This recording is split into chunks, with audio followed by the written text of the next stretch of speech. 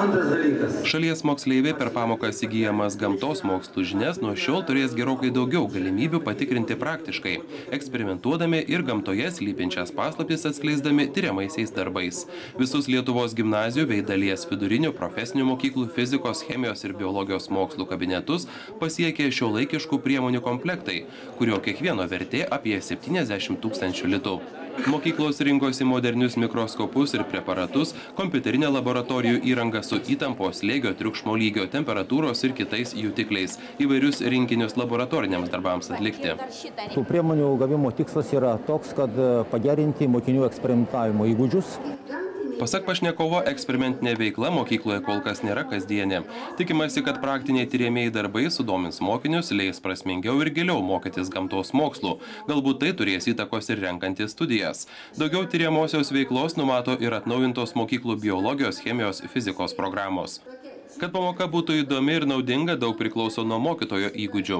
Gamtos mokslų mokytojų profesinėms kompetencijoms tobulinti yra skirti 2 metų trukmės projektai, kuriuos remia ES. Mokytojai praktikuosis atlikdami įvairius tyriamuosius darbus naujomis gamtos mokslų priemonėmis ir patys kurs mokymo metodikas bei jas išbandys. Taip pat pedagogai bus skatinami išsiveržti iš kabinetų ir kartu su mokiniais išeiti į gamtą.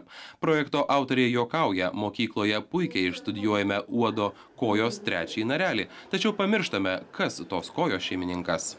Pamažu kartu bendradarbiaudami mokysimės, aiškinsimės gamtoje vykstančius procesus. Pavyzdžiui, labai paprasta, kodėl medžio lapas žalias. Visi žinom, kad jis toks. O kodėl? O kodėl tiek daug gamta sukūrė spalvų? Sakom, gamta yra pati geriausia kūrėja. Tai reikia ir mokytis iš tos geriausios kūrėjos.